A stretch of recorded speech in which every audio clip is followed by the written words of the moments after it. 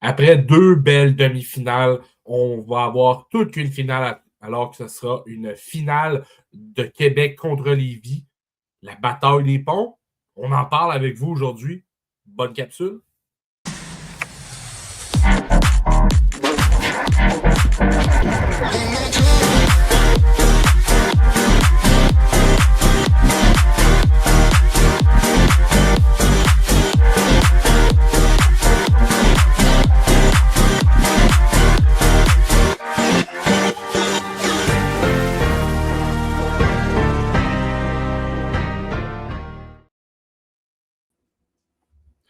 Bonjour à tous, P.O. Normand, votre compagnie.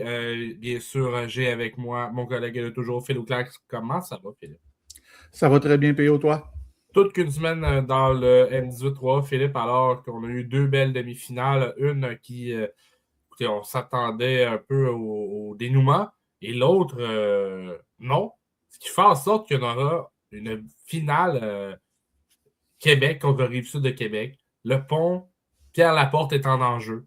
Le tracé du troisième lien aussi. Écoute, je peux continuer pendant des heures si tu veux. Oui, Mais c'est ça, là, le pont de Québec, la bataille du fleuve Saint-Laurent, la Rive-Nord contre la Rive-Sud, Québec contre Chaudière-Appalaches, et voilà. tous les Donc, adjectifs sont possibles là, pour cette série.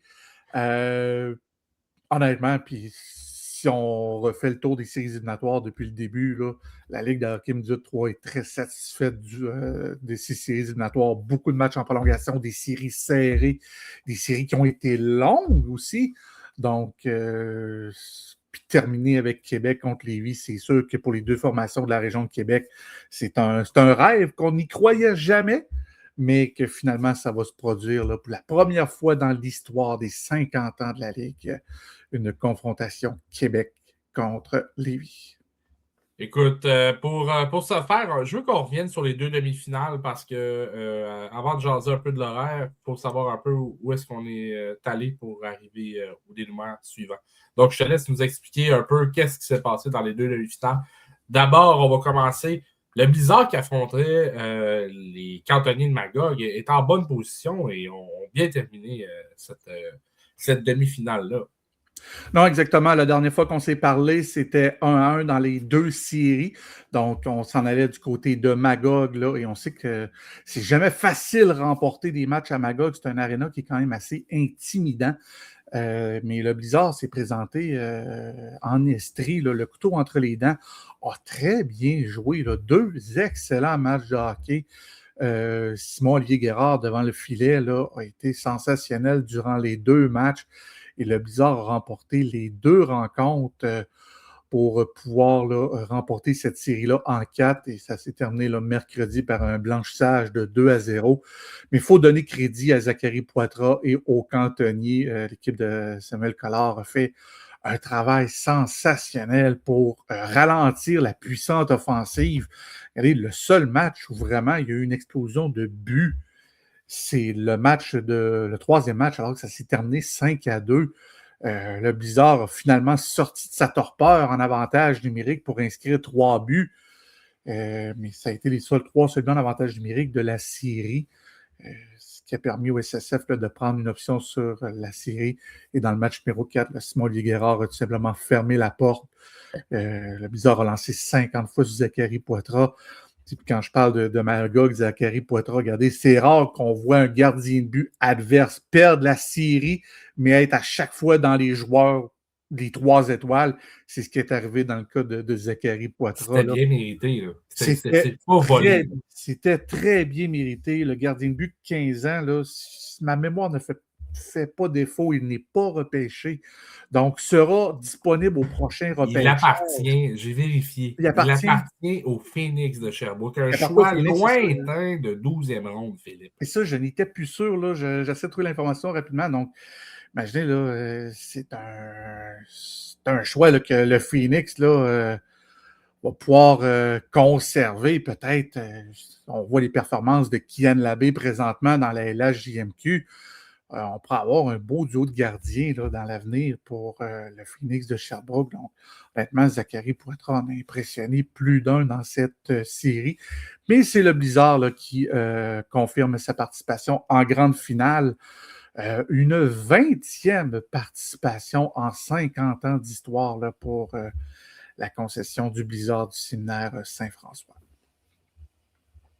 Donc, maintenant qu'on a connu le premier finaliste, on va se transporter une demi-finale qu'on n'avait peut-être pas prédit le résultat, mais quand même, Philippe, Laval-Montréal affrontait Lévis et c'était serré. C'était 2-0, je ne me trompe pas. Oui, Et Lévis est revenu de l'arrière. C'était 2-0 dans la série. Là. Les deux matchs à Laval, c'était terminé en prolongation. Donc, ça n'aurait pas allé d'un côté comme l'autre, mais on sentait vraiment que Laval avait le dessus.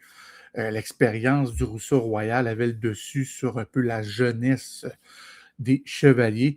Mais on a vu dans le match numéro 3, les Chevaliers ne pas abandonner une belle victoire de 5-0 devant une foule absolument endiablée lundi soir là, du côté de l'Arena de Lévis.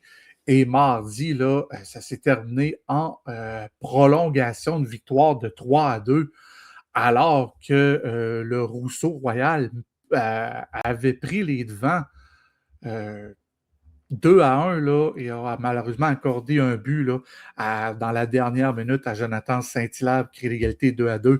Et ce fut Loïc Poulain qui a donné la victoire aux Chevaliers. Et un second souffle à l'équipe de la Rive-Sud et à Pierre-Luc Giguère. Et on croyait de plus en plus aux chances là, aux Chevaliers de remporter la série. 5e match qui a eu lieu ce jeudi là, du côté du complexe sportif Guimont à Laval. Une partie extrêmement intense, beaucoup d'intensité. Là. Les deux gardiens de but, Zachary Lénès et Antoine Chidiac, ont été sensationnels devant le filet. Un but qui aurait dû être accordé, là, malheureusement, du côté du Rousseau Royal. Les amarres de l'Arena Guimont ne semblent pas être très solides et même le descripteur était prêt à payer de ses propres poches de nouvelles amarres pour l'Arena.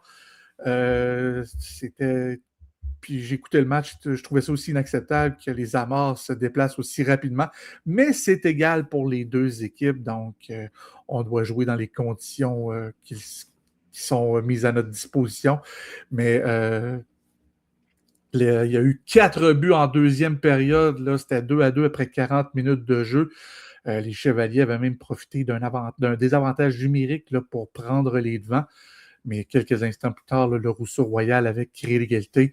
En troisième période, là, on a eu du jeu là, très excitant, très intense. Il y a beaucoup de chances de marquer de part et d'autre. Et Christopher Saint-Hilaire, le frère jumeau de Jonathan, a marqué à 17 minutes 39 pour semer l'hystérie des partisans des Chevaliers là, réunis du côté de Laval, Montréal, et la déception là, pour ceux du Rousseau Royal. On sait que c'était une revanche de la finale 2025 et ce fait à nouveau les Chevaliers de Lévis qui sont sortis du centre sportif Guimont avec la victoire et cette fois-ci une participation à la grande finale. Une deuxième en 2 ans pour les Chevaliers, eux qui tenteront de devenir la première équipe depuis les cantonniers de Magog 2018-2019 à emporter 2 coupes Jimmy Ferrari consécutives. Donc, tout ça pour en arriver, Philippe. Écoute, Québec, Montréal, c'est Lévis qui a remporté. Là, on y va. Québec, Lévis. Écoute, 4 de 7 en plus. On aura une vraie de vraie. Ben écoutez, là, ça c'est mon opinion, moi, mais on va avoir une solide série. Et quand est-ce que ça commence tout ça? Là? C'est quoi l'horaire? Vas-y, dévoile-nous un peu là, de tout ça. Donc, on sait que c'est la fin de semaine de Pâques et la Ligue décide de commencer ça en grand ce dimanche dès 13h30. Donc, dimanche de Pâques, vous pouvez aller à la messe le matin si vous désirez. Un petit brunch en famille par la suite. Dirigez-vous vers l'Arena. Pâques aussi, hein, n'oubliez pas, cueillir l'autre Pâques. Oui, cueillir l'autre Pâques pour ceux qui sont très traditionnels. Donc, je sais que PO, tu es un traditionnel dans l'âme. Tu vas te lever à 4 h du matin pour aller chercher ton autre Pâques. Sûrement pas. Mais non, mais oui. Blague à part, là. Donc, dès 13h30, ce dimanche, côté de Saint-Augustin, là, on s'attend à une foule absolument folle. Là. au complexe sportif avec un tailgate maxi qui aura lieu là, dès 11h30. Animation et bouffe disponible. Donc, premier match ce dimanche, match numéro 2 qui aura lieu lundi à 19h, toujours du côté de Saint-Augustin. Les matchs 3 et 4, mercredi et jeudi, auront lieu du côté de Lévis. Par la suite, ben là, les matchs 5, 6 et 7, là, si nécessaire. Retour d'une finale 4 de 7, c'est toujours très intéressant. C'est sûr que c'est beaucoup plus long qu'une série 3 de 5. Même si tu remportes les 2 premiers matchs, l'autre équipe n'est pas encore dans le trouble.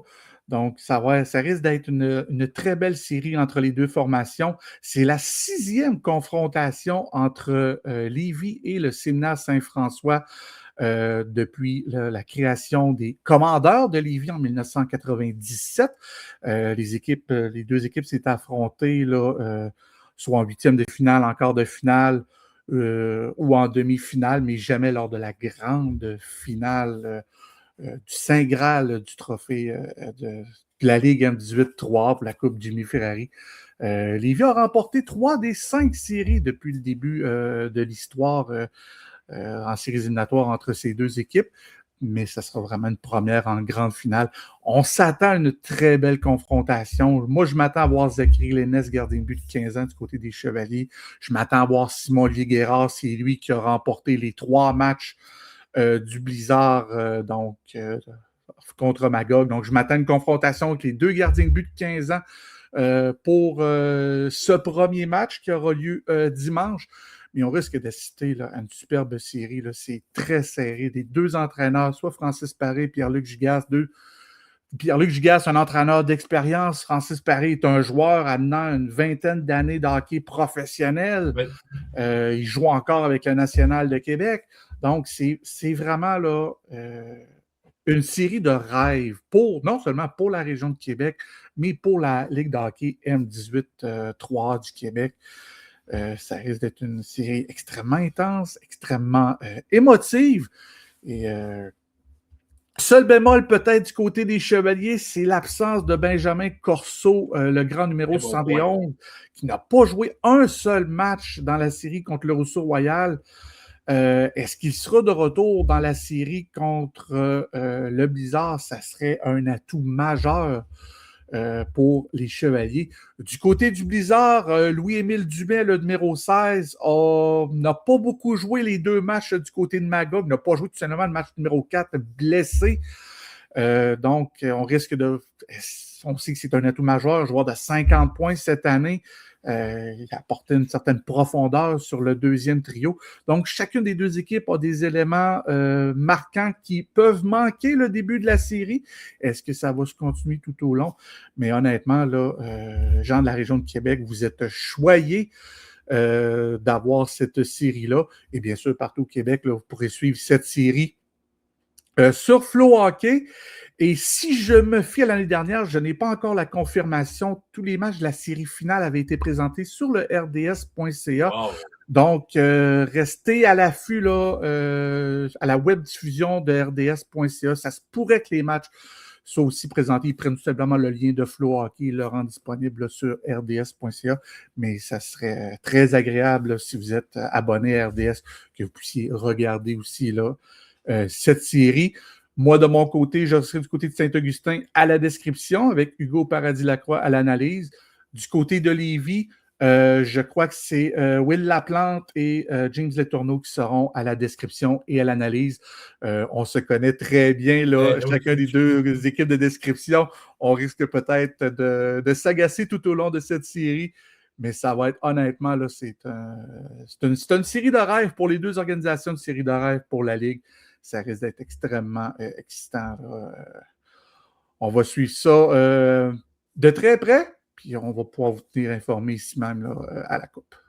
Ben, écoutez, je pense que tout a été dit. Place à la finale, place maintenant. Il faut décerner un champion au Québec avant Après ça, la prochaine étape, c'est le championnat canadien, Philippe, et tu sauras nous en parler aussi. Là, ça s'en vient très bientôt. Non, exactement. Là, le gagnant de la Coupe Jimmy Ferrari, bien sûr, représentera le Québec à la Coupe TELUS là, qui va commencer le 19-20 avril prochain, tournoi qui aura lieu du côté de Peterborough en Ontario.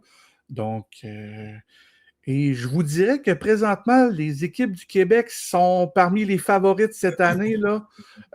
J'ai regardé là, les différentes équipes là, des autres ligues et les équipes du Québec sont très bien placées là, pour possiblement participer à une autre finale de la Coupe TELUS. On sait que les Chevaliers l'année dernière avaient perdu en prolongation match de finale face aux Pats canadiens de Regina, but de Maddox Schultz. Mais cette année, là, je ne serais pas surpris qu'une équipe du Québec là, ramène le championnat canadien dans la province. À suivre, Phil. Donc, vous avez entendu, Philippe vous l'a dit, flohockey.rds.ca, nos chroniques. Maintenant, je pense que vous n'avez pas de raison de ne pas vous informer. Et à part de ça, si vous n'avez pas eu la chance de nous donner un petit pouce ou de vous abonner, c'est le meilleur moyen de nous encourager, Philippe et moi. En terminant, on remercie aussi nos partenaires Production Puissance Immédiat qui rendent possible le tout. Merci à eux d'être avec nous. Et vous, à la maison, encore une fois, on se dit à très bientôt parce qu'on va vous faire un suivi de cette finale-là. La semaine prochaine, Philippe et moi, on vous en revient. Donc, soyez les nôtres la semaine prochaine. Pierre Normand et Philippe Auclair qui vous souhaitent une bonne finale. Bye-bye tout le monde.